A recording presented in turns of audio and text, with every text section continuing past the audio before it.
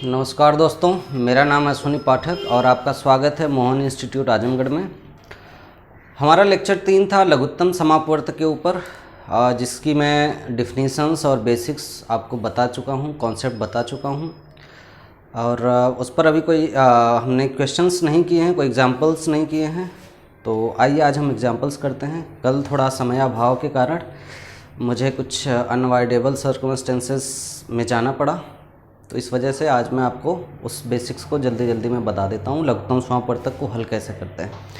लघुत्तम समापवर्तक को हल करने की 2 विधियाँ हैं, एक गुणनखंड विधि और दूसरा है भाग विधि। गुणनखंड विधि इतनी फेमस नहीं है, छोटी छोटी संख्याओं के लिए गुणनखंड विधि का हम इस्तेमाल करते हैं, लेकिन जो भाग विधि है इसी से ही हम अधिकतर लघुत्तम समापवर्त निकालते हैं और चाहे कितनी भी संख्याएँ हों उसको हम आसानी से गुणनखंड भाग विधि से हल कर सकते हैं। तो सबसे पहले हम देखते हैं गुणनखंड विधि से कैसे हल करते हैं। मान लीजिए हमने 3 संख्याएं ली, 10, 12 और 15, और इसका मुझे लघुत्तम समापवर्तक बताना है कि इन 3 संख्याओं का लघुत्तम समापवर्त क्या होगा।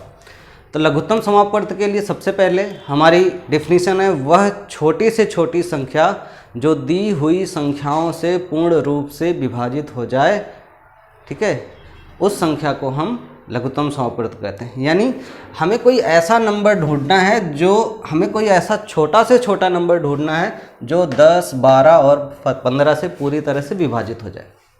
तो ऐसा कौन सा नंबर होगा, उसके लिए हम गुणनखंड विधि करते हैं। तो 10 को हम लिख सकते हैं 1 गुणे 2 गुणे 5, 1 × 2 × 5, यानी 5 गुणे 2 बराबर 10।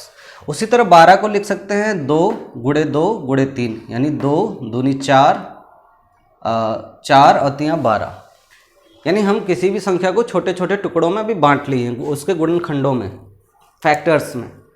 और फिर हमने लिखा है अगली संख्या हमारी 15 को हम जब छोटे छोटे संख्याओं में हम फैक्टर्स में डिवाइड करेंगे तो नंबर्स आएगा हमारे पास 1, 3 और 5, 1 × 3 × 5।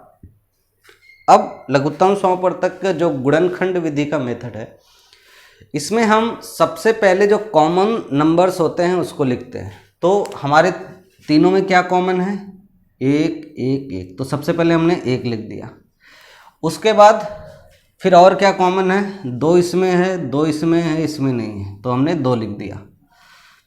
5 इसमें है, इसमें नहीं है, इसमें है, तो हमने 5 लिख दिया।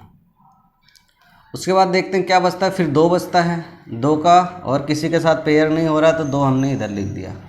फिर क्या देखते हैं, 3 बचता है, 3 का पेयर इस 3 से होता है तो हमने 3 लिख दिया। समझ गए। यानी जितने भी इसके मल्टीपल्स या जो भी हमारे पास नंबर्स हैं, सबसे पहले हम कॉमन नंबर्स को लिखते हैं।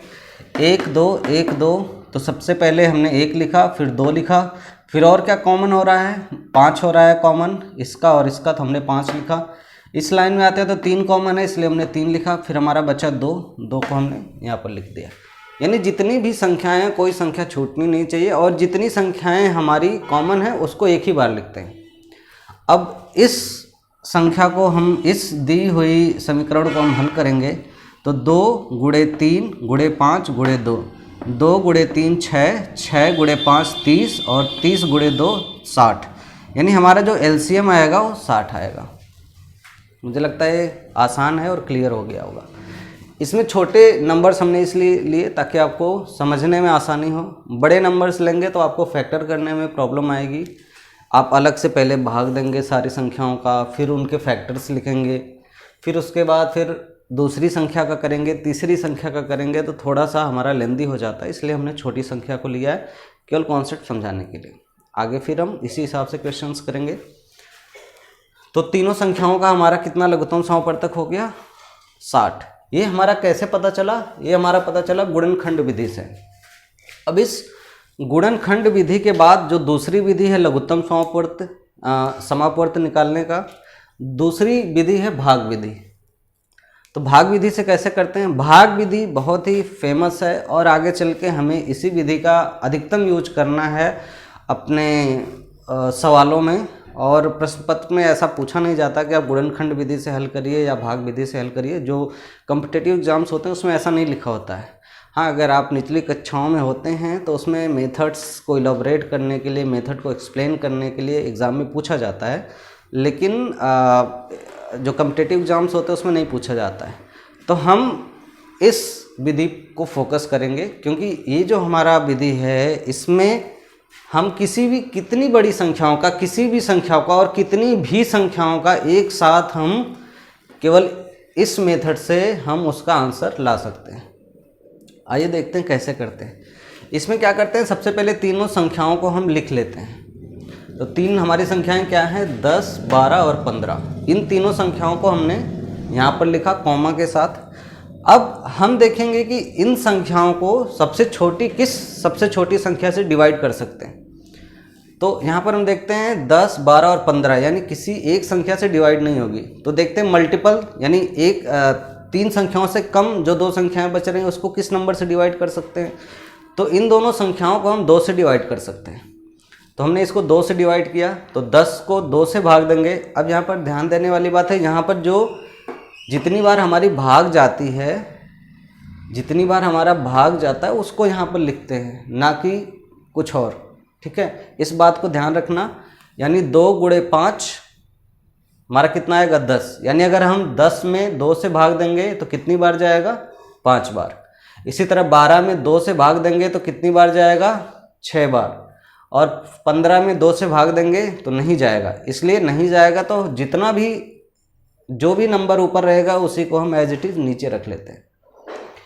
इस विधि में केवल यही मेन पॉइंट्स है, हमारा बोटलनेक है। अगर हम यहाँ पर गलती करते हैं तो हमारा सवाल गलत हो सकता है। इसलिए ध्यान देना है कि जिस संख्या से हम भाग देते हैं उस कितनी बार हम उस संख्या को डिवाइड करने के लिए कितनी बार हमारा भाग आता है, उस भाग को हम यहाँ पर लिखते हैं। यानी जब हम इन संख्याओं का इससे गुणा करेंगे तो इसके ऊपर वाली संख्याएं हमें मिल जाएंगी। जैसे 5 × 2 10, 6 × 2 12। और इस संख्या को हमने 2 से नहीं डिवाइड किया था तो इसको एज इट इज़ लिख लेंगे, यानी जो ऊपर वाला है उसको नीचे लिख लेंगे। इतना क्लियर हो गया। उसके बाद फिर देखते हैं, अब हमारे पास जो नंबर हैं वो है 5, 6 और 15। अब यहाँ पर हम छोटी संख्या यानी 5 से भी डिवाइड कर सकते थे और 3 से भी डिवाइड कर सकते थे। तो हम बेसिक्स लेकर चलते हैं कि हम सबसे पहले छोटी संख्याओं का ही इस्तेमाल करेंगे। जब छोटी संख्याओं से हमें उतने नंबर्स नहीं मिलेंगे, कि डिवाइड होने वाले नंबर्स नहीं मिलेंगे, तब उससे बड़ी संख्या लेंगे। तो अभी यहाँ से 2 से अगर हम डिवाइड करते हैं तो केवल एक नंबर हमें मिलता है 6। तो अभी हम 2 से नहीं कर रहे हैं, हम 3 से कर रहे हैं। 3 से डिवाइड करेंगे तो हमारे पास 2 नंबर मिल रहे हैं, एक 6 और एक 15। तो सबसे पहले 3 से डिवाइड करेंगे तो 2 नंबर मिल रहे हैं, 6 और 15।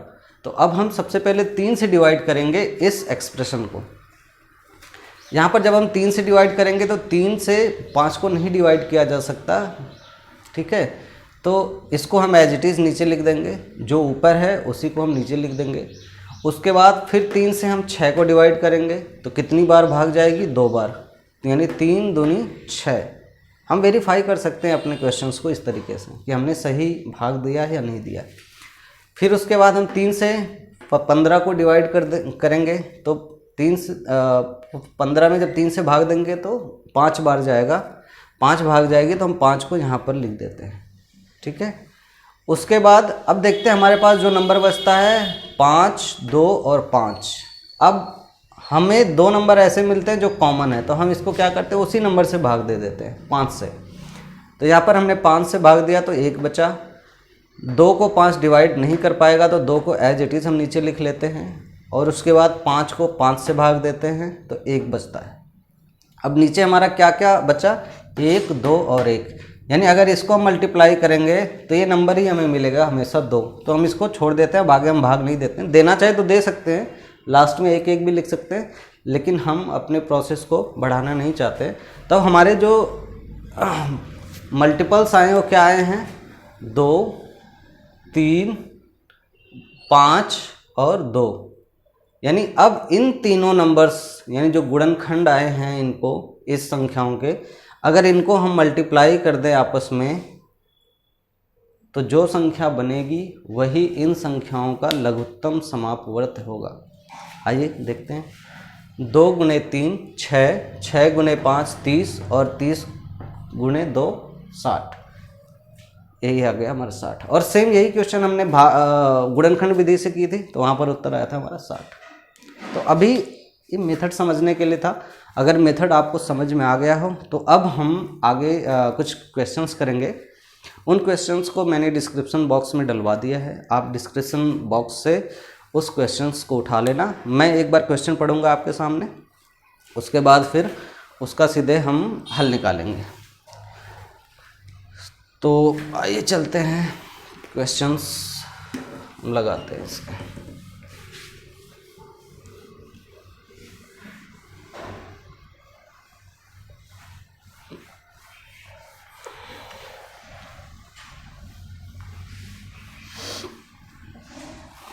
मान लीजिए अभी मैं एक एग्जांपल देता हूँ आपको। मान लीजिए हमारे पास दो नंबर हैं 12, 18 और 24।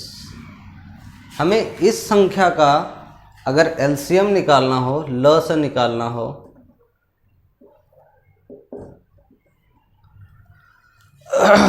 तो हम कैसे निकालेंगे? आइए हम भाग विधि से देखते हैं। यहाँ पर हमने 12 लिखा, यहाँ 18 लिखा और यहाँ 24 लिखा। तो सबसे पहले हम 2 से डिवाइड करते हैं। यहाँ पर 6 आ जाएगा, यहाँ पर 9 आ जाएगा और यहाँ पर 12 आ जाएगा। फिर हम 2 से डिवाइड करते हैं, यहाँ पर 3 आ जाएगा। 9 नहीं डिवाइड होगा तो 9 को एज इट इज़ लिख लेंगे।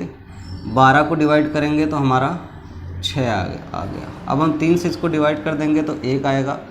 3 से 9 को डिवाइड करेंगे तो 3 आएगा और 3 से 6 को डिवाइड करेंगे तो 2 आएगा। अब ये दोनों संख्याएं आपस में नहीं किसी संख्या से कटेंगी, तो ये हमारे गुणनखंड हो गए। तो अब इसके हम एलसीएम देखते हैं। इसका एलसीएम जो हमारा आएगा वो आएगा 2 गुने 2 गुने 3 गुने 3 गुने 2। अब इसको सॉल्व करेंगे तो हमारा आएगा 4 तिया 12, 12 तिया 36 और 2 72। यानी वह छोटी से छोटी संख्या 72 होगी जिसको हम 12, 18 या 24 से भाग देंगे तो शेषफल 0 आएगा। यानी 12, 18 और 24 से पूर्णतया विभाजित हो जाएंगी और 72 से छोटी संख्या कोई नहीं होगी।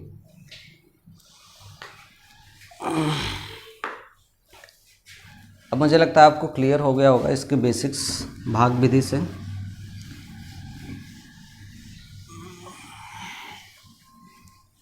अब हम अपने सवाल पर आते हैं। थोड़ा आज स्पीड बढ़ाते हैं क्योंकि बहुत ज़्यादा समय लगता है और मैं आपको ज़्यादा कंटेंट नहीं दे पा रहा हूँ, तो थोड़ा स्पीड हम बढ़ा देते हैं ताकि आपको आसानी से चीज़ें समझ में आ जाए। तो पहला क्वेश्चन है, अच्छा एक और नियम बता देता हूँ लघुत्तम समापवर्त निकालने के या महत्तम समापवर्त निकालने के। एक नियम होता है, ये विधि तो नहीं है कि लघुत्तम समापवर्तक निकालें या महत्तम समापवर्तक, इसको बोलते हैं रिलेशन बिटवीन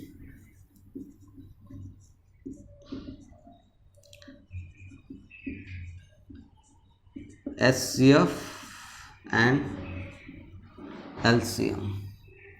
यानी हमारा लघुत्तम समापवर्त और महत्तम समापवर्त में संबंध क्या होता है। ये केवल जब हमारे पास दो संख्याएं होती हैं तो उनके ऊपर लागू होता है। तो कभी कभी हमें जब जटिल प्रश्न आते हैं तो उसमें इस रिलेशन का हमें बेनिफिट मिलता है। इससे हम सवाल को आसानी से हल कर सकते हैं। एक छोटा सा एग्जांपल, इसका रिलेशन पहले मैं फार्मूला लिख देता हूँ। हमारे पास अगर 2 नंबर हैं तो हमारा यहाँ है पहली संख्या गुने दूसरी संख्या बराबर लस इंटू मस। ठीक है, एक छोटा सा एग्जांपल देख लेते हैं। जैसे हमारे पास 2 नंबर हैं, एक है हमारा 20 और एक है 45। इसका हमें एलसीएम निकालना है। लेकिन मान लीजिए मैं भूल गया कि एलसीएम कैसे निकालते हैं, तो हमारे पास एक छोटा सा ये रिलेशन है जिसमें पहली संख्या गुणे दूसरी संख्या बराबर लघुत्तम समापवर्तक गुणे महत्तम समापवर्तक होता है। तो अगर हम इस एक्सप्रेशन के जरिए, इस रिलेशन के जरिए सवाल को हल करना चाहूँ तो मैं इसको ऐसे हल कर सकता हूँ 20 गुणे 45 गुणे म स, इन दोनों संख्याओं का म स गुणे ल स। अब म स हम कैसे निकालते हैं? बहुत ही सिंपल है। म स कैसे निकालेंगे दो संख्याओं का? 45 में 20 से हम भाग करेंगे, 2 बार जाएगा 40 आएगा, 5 शेष बच जाएगा और 20 को हम 5 से डिवाइड करेंगे तो 4 बार जाएगा और 20 शेष कुछ नहीं बचेगा। तो यानी इन दो संख्याओं का म स हमारा आ गया यहाँ से 5। तो यानी 20 गुणे 45 बराबर 5 गुणे ल स। हो गया आसान। अब हम 5 से इसको डिवाइड कर देंगे, 9 बार जाएगा तो 20 गुणे 9 बराबर ल स। क्या आ जाएगा हमारा? यानी ल स जो आएगा हमारा वो आ जाएगा 20 गुणे 9 बराबर 180। यानी अगर हमारे पास दो संख्याएं दी हुई हैं, ये हमने छोटी संख्या ली, अगर मान लीजिए कोई जटिल संख्याएं दी हैं जिनको भाग देना या वैसा उनका गुणनखंड करना मुश्किल हो, तो उसके लिए हम क्या करेंगे? सबसे पहले उसका महत्तम समापवर्तक निकालेंगे। और महत्तम समापवर्तक निकालना काफ़ी आसान होता है लघुत्तम समापवर्तक निकालने से। तो हम सबसे पहले इन दोनों संख्याओं का महत्तम और दो संख्याओं का लघुत्तम समापवर्तक महत्तम समापवर्तक निकालना बहुत ही आसान होता है, क्योंकि एक ही संक्रिया एक ही बार हम भाग देते हैं। थोड़ी सीरीज़ लंबी छोटी हो सकती है भाग देने की, लेकिन हमें उत्तर जो है तुरंत मिल जाता है। और उसको इस फार्मूले पर रखेंगे, पहली संख्या गुणे दूसरी संख्या बराबर लघुत्तम समापवर्तक गुणे महत्तम समापवर्तक। तो अगर हमें महत्तम समापवर्तक मालूम चल गया है 5, तो अब हमारा 20 गुणे 45 बराबर 5 गुणे लघुत्तम समापवर्तक। तो हमारा लघुत्तम समापवर्तक की वैल्यू यहाँ से आ जाएगी। अब देखिए इसको थोड़ा सा हम हल कर दें, क्योंकि कुछ लोगों को मुझे लगता है दिक्कत आएगी। जब हमारे पास कोई समीकरण होता है जिसमें बराबर लगा हो और दोनों तरफ संख्याएं होती हैं, यानी इधर भी संख्या और इधर भी संख्या, तो जब हम इस संख्या को इधर लेकर आएंगे, इस संख्या को इधर लेकर आएंगे तो किस एक्सप्रेशन में बंधा हुआ है? गुणे के, यानी एलसीएम इंटू 5 या 5 इंटू एलसीएम, यानी इन दोनों का आपस में रिलेशन क्या है? गुना है। तो जब हम इसको इस तरफ लेकर आएंगे, यानी इस संख्या को हम इधर लेकर आएंगे, तो इसका ठीक उल्टा हो जाता है। गुने का क्या हो जाएगा? भाग हो जाएगा। तो ये हमारा हो जाएगा 20 गुणे 45 बटा 5 बराबर एलसीएम। 5 से हमने इसको डिवाइड कर दिया, 4 बार गया, 45। अब हमारे पास क्या होता बचा? 4 गुणे 45 बराबर एलसीएम। 45 गुणे 4 करेंगे तो 180 आ जाएगा। तो हमारा लघुत्तम समापवर्तक क्या आएगा? 180।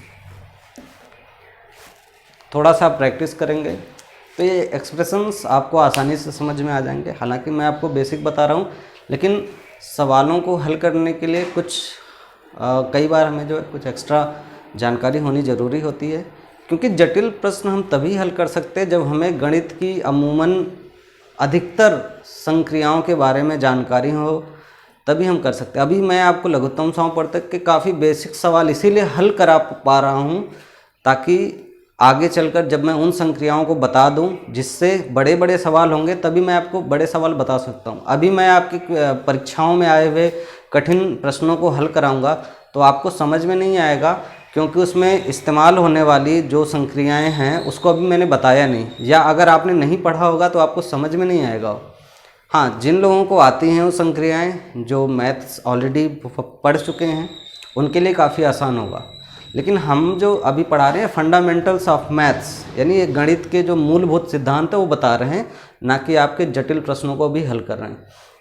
एक बार हमारी मूलभूत सिद्धांतों की श्रृंखला खत्म हो जाए, उसके बाद मैं उन प्रश्नों को लेकर आपके सामने आऊँगा जो आपकी परीक्षाओं में आए हैं, और जिन प्रश्नों को हल करने में कई ढेर सारी गणितीय संक्रियाओं का यूज करना पड़ता है, जिसमें दशमलव भी होता है, भिन्न भी होती हैं, और बीज गणित के भी कुछ उसमें संक्रियाएं आती हैं, या हो सकता है त्रिकोणमिति भी हमें उसमें कुछ पढ़ना पड़े। लेकिन जब तक हम उन सारी चीज़ों को आपको ना बता दें, तब तक हम उन प्रश्नों को अभी करेंगे तो आपको समझ में नहीं आएगा, फिर दिक्कत हो जाएगी। तो फिर वही आप कहेंगे कि सर जी पता नहीं क्या पढ़ाते हैं, समझ में नहीं आता है। तो अभी आप बेसिक्स क्वेश्चन हल करिए, तुरंत आप कॉम्पिटिटिव एग्जाम में आए हुए क्वेश्चंस को मत हल करिए। एक बार आपका बेसिक क्लियर हो जाएगा और गणित की जो संक्रियाएं होती हैं वो मालूम हो जाएंगी, तो आप बड़े से बड़ा क्वेश्चन हल कर सकते हैं। उसमें कुछ इतना बड़ा रॉकेट साइंस नहीं है, ठीक है। तो अभी हम आपको बेसिक्स बता दिए हैं। लघुत्तम समापवर्तक ज्ञात करने के लिए 2 विधियां होती हैं, एक भाग विधि और एक गुणनखंड विधि। भाग विधि और गुणनखंड विधि के बाद मैंने महत्तम समापवर्तक और लघुत्तम समापवर्तक में जो संबंध होते हैं, रिलेशन होते हैं, उसको हमने बता दिया कि दोनों संख्याओं का गुणनफल बराबर लघुत्तम समापवर्तक का गुणनफल किसके साथ, महत्तम समापवर्तक के साथ। महत्तम समापवर्तक का गुणनफल किसके साथ, लघुत्तम समापवर्तक के साथ। तो ये हो गया हमारा फार्मूला, इसको आप नोट कर सकते हैं। ये आसान सा है, लेकिन मुझे लगता है कि कुछ बुक्स में नहीं दिया रहता है, तो इसको आप एक बार लिख लीजिए, क्योंकि ये बेसिक होता है। कुछ मैथमेटिक्स की बुक लिखते हैं, राइटर्स होते हैं, वो इसको छोड़ देते हैं, लेकिन मैं आपको बता रहा हूँ तो आप इसको लिख लीजिए, शायद आपको नॉर्मल बुक्स में ना मिले।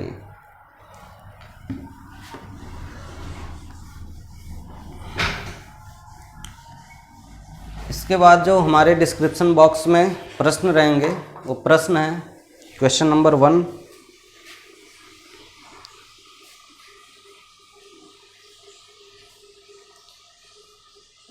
क्वेश्चन नंबर 1 है हमारा, एक अलमारी में कुछ पुस्तकें रखी हुई हैं, इनको 10, 15 और 24 के समूह में रखने पर पूरे समूह बन जाते हैं, ठीक है।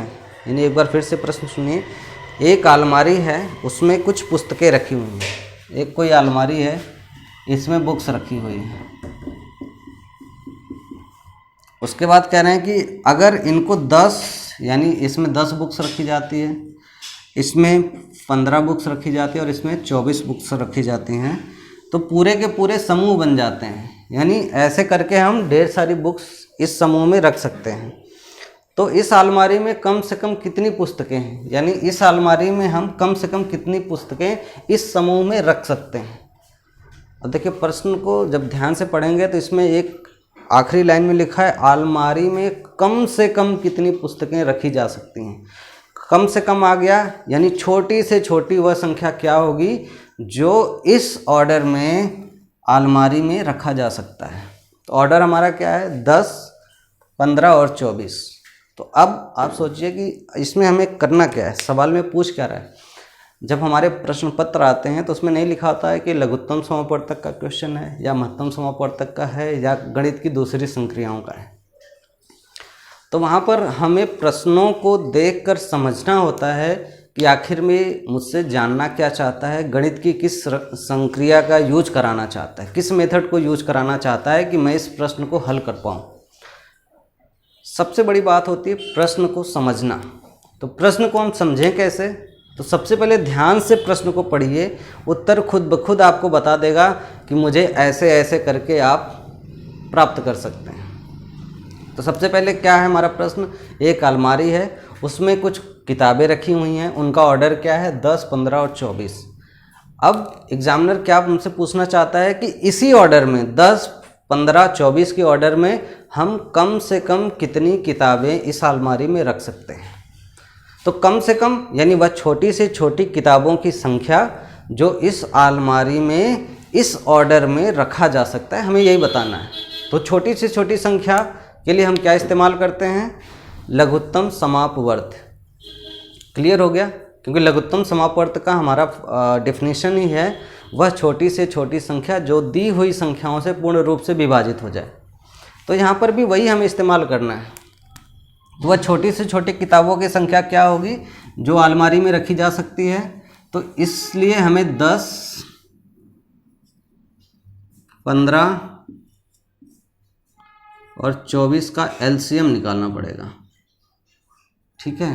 तो एलसीएम निकालने के लिए जो मैं प्रेफर करता हूँ वो मैं भाग विधि प्रेफर करता हूँ। भाग विधि को मैं ज़्यादा इस्तेमाल करता हूँ। तो भाग विधि को इस्तेमाल करने के लिए हमें क्या करना होगा, हम इन संख्याओं को लिख लिए। अब इसको छोटी से छोटी संख्या से पहले हम भाग देंगे जिससे अधिकतर संख्याएं डिवाइड हो जाएं। तो हमारे पास छोटी संख्या क्या है, 2 से 10 और 24 डिवाइड हो जाएगा, 15 नहीं डिवाइड होगा। 3 से करेंगे तो 10 डिवाइड नहीं होगा, 15 डिवाइड हो जाएगा, 24 हो जाएगा। यानी हम किसी भी संख्या से भाग देंगे तो तीनों नहीं डिवाइड होगा, इसलिए हमने छोटी संख्या को यहाँ पर चूज किया। 2 से हमने भाग दिया तो यहाँ पर 5 शेष बचा, 2 गुणे 5 बराबर 10। और यहाँ पर फिर मैंने 15 को भाग दिया 2 से, तो 15 पूर्ण रूप से विभाजित नहीं होती, इसलिए इसको हम ऐसे ही यहाँ पर उतार लेंगे। 24 को हम 2 से भाग देंगे तो यहाँ पर कितना बचेगा, 12 बार जाएगा, तो 12 गुणे 2 24। अब हमारे पास जो संख्याएं हैं 15 और 12, इसको हमने 3 से भाग दिया। 3 से 5 में भाग देंगे, नहीं डिवाइड होगा, तो हम 5 को एज इट इज़ यहाँ पर लिख लेंगे। 3 से 15 में भाग देंगे तो 3 बार हमारा जाएगा और 15 पूरी तरह 5 बार भाग जाएगा और 15 पूरी तरह डिवाइड हो जाएगा, यानी 5 3 15। उसी तरह 12 है, 12 में जब हम 3 से भाग देंगे तो 4 बार जाएगा, 4 3 12। ठीक है, अब हमारे पास बचता है 5 5 4, यानी अगर हम 5 से इसको भाग दे देंगे तो 1 बार जाएगा, शेष कुछ नहीं बचेगा, 1 बार भाग जाएगा, शेष कुछ नहीं बचेगा। और 4 को 5 से डिवाइड नहीं कर सकते तो 4 को हम ऐसे लिख लेंगे। अब हमारे पास क्या नंबर आए, 2 3 5 और 4, यानी अगर इनका हम एलसीएम निकालेंगे लघुत्तम समापवर्तक तो क्या आएगा, 2 गुणे 3 गुणे 5 गुणे 4। अब इसको हल कर लेंगे, 5 चौक 20, 3 60 और 2 120। यानी अगर हमारे पास 120 पुस्तकें होंगी, अगर हमारे पास 120 पुस्तकें होंगी तो उसको हम अलमारी में इस ऑर्डर में रख सकते हैं। और वो कम से कम पुस्तकें, अगर यही पूछता कि कम से कम इतनी पुस्तकें बताइए जो 200 और 300 के बीच में हों और अलमारी में इस ऑर्डर में रखी जा सकती हैं, तो अगर इस ऑर्डर को रखने के लिए हमें 120 पुस्तकें चाहिए तो ये तो 100 और 200 और 300 के बीच में नहीं संख्या आती है। तो इस ऑर्डर में रखने के लिए क्या, हमें एक सेट और ऐसा चाहिए जो 200 और 300 के बीच का हो। तो 120 के बाद अगला नंबर क्या आता है, यानी सेम जो इन संख्याओं से डिवाइड हो जाए तो इसमें 2 से मल्टीप्लाई कर देंगे, अलग से लिखते हैं। 120 गुणे 2 यानी कितना आ जाएगा, 240। हमारा ये तो आंसर है, आंसर ये है। लेकिन हम आपको बता रहे हैं, अगर कभी कभी प्रश्न पत्रों में ऐसा पूछता है कि हमें आंसर किन्हीं 2 संख्याओं के बीच में चाहिए, तो हम उतनी बार इन संख्याओं को मल्टीप्लाई करेंगे, उस संख्या से मल्टीप्लाई करेंगे जितनी बार में वो संख्याएं हमारे उन दोनों संख्याओं के बीच में आ जाएंगी। ठीक है, अब हम दूसरा सवाल आपके सामने लेकर आते हैं जो डिस्क्रिप्शन बॉक्स में रहेगा। इसमें है कि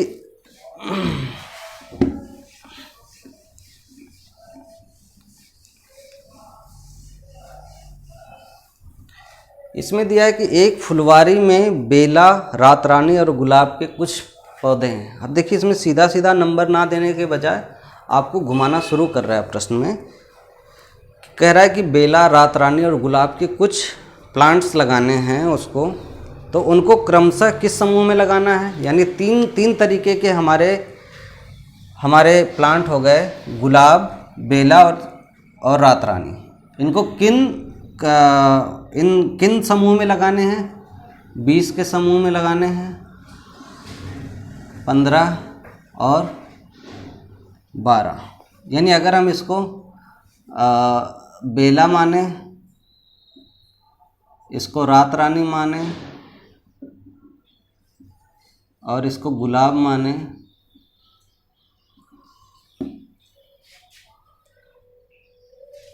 थोड़ा बंद करो फोन मत। हाँ मित्रों, बस रुकावट के लिए थोड़ा खेद है, एक अर्जेंट फ़ोन आ गया था।